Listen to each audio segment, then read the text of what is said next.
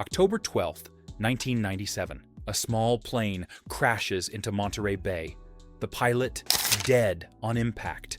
His body severely dismembered. Who was this pilot? And why was he flying illegally with a revoked license? What if I told you he sold over 33 million albums in America alone? What if I told you he had 4 #1 hits in just 2 years? And what if I told you he was warned not to fly this plane 15 days earlier by multiple pilots who nearly died in the same aircraft? Some say it was an accident, others say it was conspiracy, but what if it was something else entirely? His name was John Denver. He became the face of 1970s optimism. The album sales were real. The NTSB report exists. The warnings were ignored. But before the crash, before the warnings, before the experimental aircraft, there was a military kid, born with a name that would never fit on a marquee, and a father who could not show love. Number 1, the name change that launched a legend. Born Henry Deutschendorf Jr., December 31st, 1943, Roswell, New Mexico. The future superstar carried a name, his eventual manager said, would not fit comfortably on a marquee. His father, Lieutenant Colonel Henry Deutschendorf Sr., was a stern Air Force test pilot who set 3 international speed records in the B-58 Hustler bomber and earned a place in the Air Force Hall of Fame. A man who, according to Denver's 1994 autobiography, Take Me Home, could not show his love for his children. The name change came around 1965 when Randy Sparks, founder of the New Christie Minstrels, spotted sheet music for a song called Denver lying on his desk while advising the young singer.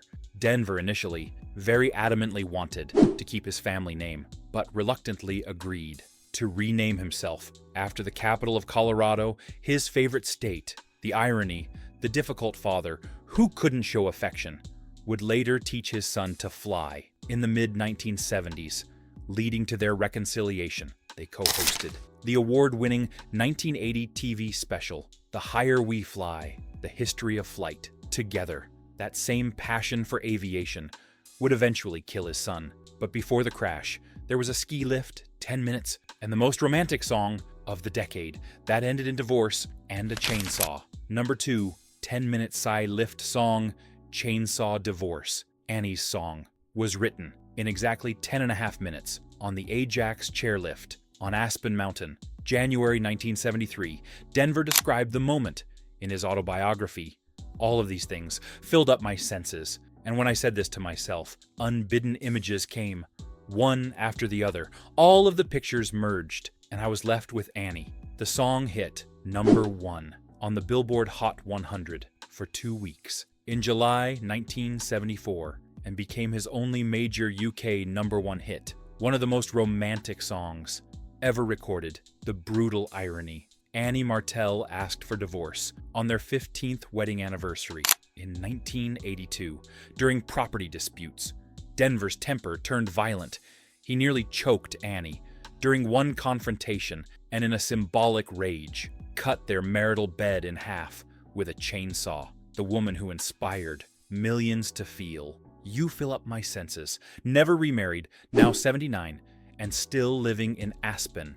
Annie Martell reportedly still cries when she hears the song, written for her, Denver's second marriage to Australian actress Cassandra Delaney, 1988 to 1993, ended worse. Cassandra told Australian Women's Weekly in 1996, "He has been an incredible bully. His behavior has been unforgivable." She described bullying threats, jealousy, and heavy drinking, the $3.3 million custody battle over their daughter Jessie Bell.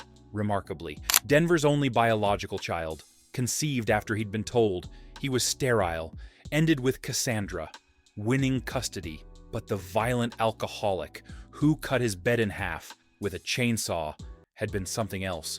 In the 1970s, something nobody today can quite comprehend. Number 3, the dominance everyone has forgotten. John Denver's 1970s commercial success is almost impossible to overstate and equally difficult for modern audiences to comprehend. The Colorado Music Hall of Fame declared him one of the 5 top-selling recording artists in the history of the music industry. His greatest hits album, 1973, sold over 10 million copies worldwide and was certified 9 times platinum, the biggest selling album in the history of RCA Records at that time. The numbers that deserve attention: 33 albums and singles, certified gold or platinum, 4 #1 singles on the Billboard Hot 100, Sunshine on My Shoulders, 1974, Annie's Song, 1974, Thank God I'm a Country Boy, 1975, and I'm Sorry, 1975, all achieved within a compressed 2-year window that represents one of the most dominant commercial runs in pop music history. He collected 9 #1 songs on the adult contemporary chart, tied for 8th most in chart history, and won the 1975 Country Music Association Entertainer of the Year Award. So controversially, that presenter, Charlie Rich, famously set fire to the envelope while announcing it. His 1975 TV special, Rocky Mountain Christmas, was watched by more than 60 million viewers, the highest-rated show in ABC history at that time, surpassing seasonal specials by Bing Crosby, Andy Williams, and Perry Como. Denver hosted the Grammy Awards 5 times and guest hosted The Tonight Show for Johnny Carson on at least 3 documented occasions: 1973, 1975, 1978. Remarkable crossover for a musician, yet despite this commercial dominance, Denver won only 1 Grammy in his lifetime, posthumously in 1998 for a children's album about trains. But in 1985, when the biggest charity single in history needed voices, the humanitarian who had co-founded the Hunger Project in 1977 was told he couldn't participate. Number 4. The rejection that broke his heart. In 1985, organizers of We Are the World told John Denver he couldn't participate. The folk singer, who had co-founded the Hunger Project in 1977, been personally appointed by President Jimmy Carter to the Presidential Commission on World Hunger, toured African countries, witnessing famine firsthand as a UNICEF delegate, and written I Want to Live as the commission's theme song, was rejected. From the most famous charity single in history, producer Ken Cragen later explained the painful calculus. Some people felt that Denver's image would affect the credibility of the song as a pop rock anthem. Cragen called it the hardest rejection he had to deliver. How do you turn down John Denver? He's been involved in fighting world hunger for years. Denver's response from his autobiography: It broke my heart not to be included. Multiple sources cite this rejection as precipitating a downward spiral that contributed to his increasing alcohol abuse. The man who was too wholesome for a charity single would receive the Presidential World Without Hunger Award from Ronald Reagan in 1987, despite openly criticizing Reagan's administration throughout the 1980s. The award received far less media attention than his DUI arrests. But before the arrests, before the rejection, before the decline, there was a moment in 1985 when John Denver became the first American to do something no one had done in a decade in the Soviet Union. Number 5. First American in Soviet Union in 10 years. In June 1985, John Denver became the first American artist invited to give public performances in the Soviet Union since the Cultural Exchange Agreement between the two superpowers expired in 1980. His 12-day, 11-concert tour through Leningrad, Tallinn, and Moscow represented the first concerts by any American artist in more than 10 years, a remarkable cultural breakthrough. During the Cold War, a Soviet official captured the moment's significance. There is a Russian saying that the first swallow of spring won't make the weather for the whole season, but the first swallow can mark the turn to a warmer climate. We hope this John Denver tour will lead to a warmer relationship in U.S.-Soviet cultural affairs. Denver learned to sing Annie's Song in Russian to delight Soviet audiences in 1987. He became the first Western artist to perform a benefit concert in the Soviet Union, raising money for victims of the Chernobyl nuclear disaster. He hosted the first cultural exchange between the US and USSR after President Reagan and General Secretary Gorbachev met in Geneva and proposed his 1% solution, urging both superpowers to invest 1% of their defense budgets in environmental and humanitarian programs. Instead, the 2-CD album, Live in the USSR, released posthumously in 2007, captured these historic performances. But that same year, 1985, when Denver was singing in Russian to Soviet audiences, he was called to testify before the United States Senate and the senators. Expected support, but got compared to Nazis instead. Number 6. The senators who expected support, but got compared to Nazis. September 19th, 1985, John Denver testified before the Senate Commerce Committee about the Parents Music Resource Center's proposal to label albums with explicit lyrics. The senators expected the wholesome, bespectacled folk singer to support their crusade against porn rock. They were wrong. Denver delivered what Twisted Sister's Dee Snider later called arguably the sharpest testimony out of anyone who testified. His key statements included, "As an artist, I am opposed to any kind of a rating system, voluntarily or otherwise, and that which is denied becomes that which is most desired, and that which is hidden becomes that which is most interesting." Then came the line that stunned the committee. Denver compared the PMRC proposals to Nazi book burnings. Snyder's assessment. His testimony was one of the most scathing because they fully expected. He was such a mom American pie. John Denver Christmas special. Fresh scrubbed guy. Everyone expected that he would be on the side of right. Right being censorship. When he brought up, "I liken this to the Nazi book burnings. You should have seen them. Start running for the hills." Denver used his own song as evidence. Rocky Mountain High had been banned by some radio stations for alleged drug references, despite being simply about the spiritual experience of being in the mountains. The song would later become one of Colorado's official state songs in 2007. The irony of his departure that day, Senator Al Gore wished him good luck in getting on the space shuttle, and John Denver almost did. Number 7. The space shuttle finalist who almost became Christa McAuliffe. In 1985, John Denver passed NASA's physical examination and became a finalist for the first civilian trip on the space shuttle. He claimed to have called NASA years earlier, volunteering himself.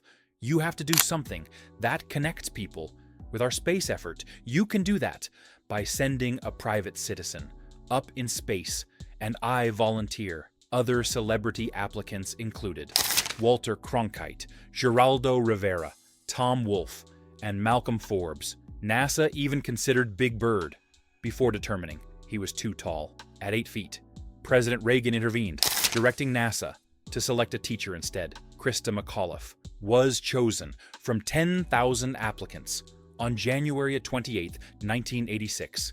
The Space Shuttle Challenger broke apart 73 seconds after liftoff, killing McAuliffe and 6 crew members.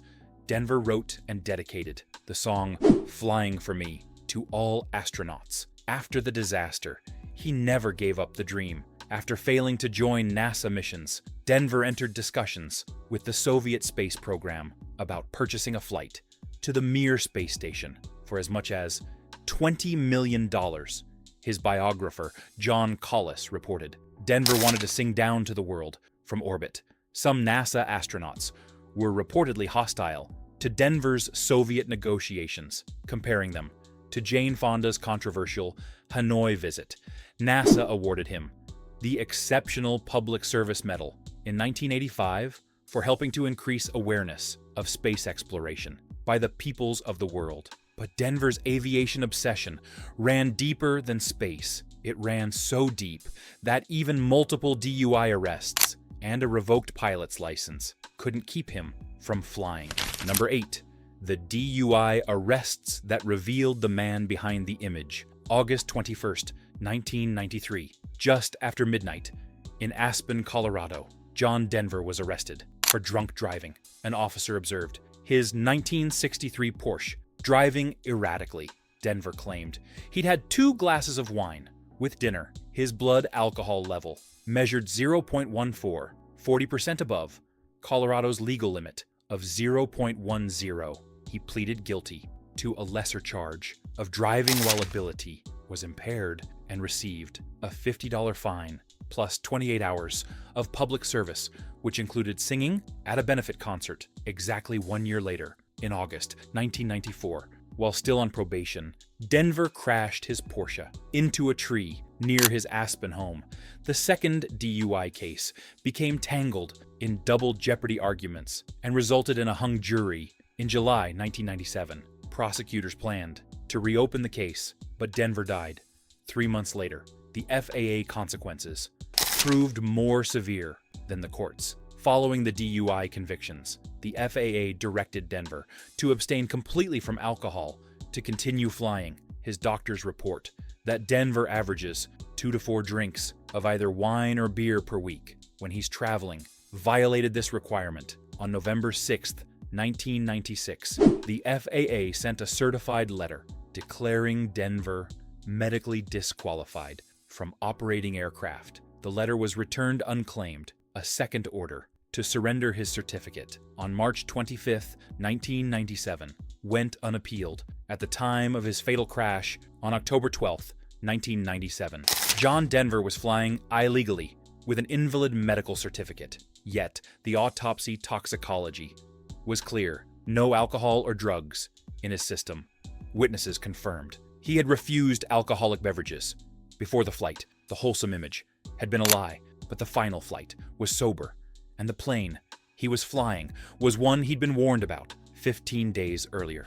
Number 9, the plane he was warned not to fly. John Denver purchased the Adrian Davis Long EZ experimental aircraft on September 27, 1997, only 15 days before it killed him. He paid to have it repainted and changed the registration from N228VS to N555JD. The aircraft, designed by famous aeronautical engineer Burt Rutan, was amateur built with a critical modification that would prove fatal. The original Long EZ design placed the fuel selector valve between the pilot's legs. The builder had relocated it to a bulkhead behind the pilot's left shoulder, 45 inches from where it should have been, because he did not want fuel in the cockpit area. To switch fuel tanks in flight, Denver had to remove his hand from the control stick, release his shoulder harness, turn his body 90 degrees to the left, and turn a handle. That was very hard to turn. 2 previous pilots of this exact aircraft had nearly catastrophic consequences from inadvertently running a fuel tank dry due to the selector's location. The checkout pilot, who trained Denver, said he was not pleased with the location and had never used the selector in flight because of the difficulties he had arranged to relocate the valve. While Denver was on tour, the aircraft maintenance technician who prepared the plane on the day of the crash discussed the inaccessibility problem with Denver. They attempted to extend the reach of the handle using vice grip pliers. It didn't work. Denver declined an offer to refuel the aircraft before takeoff, saying he would only fly for about an hour. His flight training in the Long EZ totaled 30 minutes of ground and flight checkout, and just 2 touch-and-go landings, 15 days of ownership, 30 minutes of training, multiple warnings, and at 5:12 p.m. Pacific Daylight Time on October 12, 1997, John Denver took off anyway. Number 10, the final 16 minutes, and the fuel valve behind his shoulder. 5:12 p.m. Pacific Daylight Time, October 12, 1997. John Denver took off from Monterey Peninsula Airport in his newly painted Long EZ. He performed 3 touch-and-go landings, then departed the traffic pattern westbound at 5:27 p.m. At 5:28 p.m., he radioed the tower about his transponder code. His last documented words, "Do you have it now?" The tower lost radar contact. No distress call was ever made. 20 witnesses provided accounts to NTSB investigators. 8 heard a pop or backfire with reduction in engine noise. 12 saw the airplane enter a steep nose-down descent from approximately 350 to 500 feet. Over a residential area, 6 watched it hit the water, approximately 150 yards offshore. In Pacific Grove, California, the water depth was 30 feet. The NTSB investigation. Report LAX 98 FA008 determined that Denver's right fuel tank ran dry. At low altitude, when the engine sputtered, he turned his body to reach the inaccessible fuel selector valve. Behind his left shoulder, NTSB investigators discovered that turning the body 90 degrees to reach the valve created a natural tendency to extend the right foot against the right rudder pedal for support. The Long EZ's rudders are very effective because of long moment arm right rudder causes both yaw and pitch up, with roll control sensitive to 1/8 inch stick movements. The aircraft entered an unrecoverable spiral dive. Probable cause, NTSB, January 26, 1999. The pilot's diversion of attention from the operation of the airplane and his inadvertent application of right rudder. That resulted in the loss of airplane control. While attempting to manipulate the fuel selector handle, Denver's body was severely dismembered by impact. Fingerprint records had to be flown from Colorado for positive identification. The autopsy confirmed death was instantaneous from multiple blunt force trauma. At age 53, the boy from Roswell, who renamed himself for the mountains, was gone. On October 17, 1997, John Denver was cremated with his grandmother's 1910 Gibson guitar, the instrument that started it all. His ashes were scattered over the Rocky Mountains of Colorado, where life is old there, older than the trees, younger than the mountains, growing like a breeze. Born Henry John Deutschendorf Jr., changed his name for a marquee, wrote the decade's most romantic song in 10 minutes, then cut the marital bed in half with a chainsaw, sold over 33 million albums, had 4 #1 hits in 2 years, hosted the Grammy Awards 5 times, too wholesome for We Are the World, first American in Soviet Union in 10 years, compared senators to Nazis at their own hearing, Space Shuttle finalist, nearly became Christa McAuliffe, 2 DUI arrests, revoked pilot's license, flying illegally, bought experimental plane, warned not to fly it. 15 days later, 30 minutes of training, fuel valve behind his shoulder, tried to reach it at 500 feet, entered unrecoverable spiral dive, body severely dismembered, dead at 53. John Denver's story proves something nobody wants to admit. You can embody everything wholesome about America, sell more albums than almost anyone in history, sing for world hunger and the Soviet Union, and still die in a plane you were warned about, reaching for a fuel valve you couldn't reach. The military kid who could never please his father spent 53 years trying to fly high enough to finally feel free, and that need for freedom cost him everything. If John Denver's journey from Henry Deutschendorf to a spiral dive into Monterey Bay moved you, you're going to want to see next week's video. We're covering another music legend who lived an impossible life your generation remembers, but never knew the truth behind. Make sure you're subscribed so you don't miss it. And if you've got your own memories of Rocky Mountain High or Annie's song, share them in the comments. I read every single one. Thanks for watching, and I'll see you next week.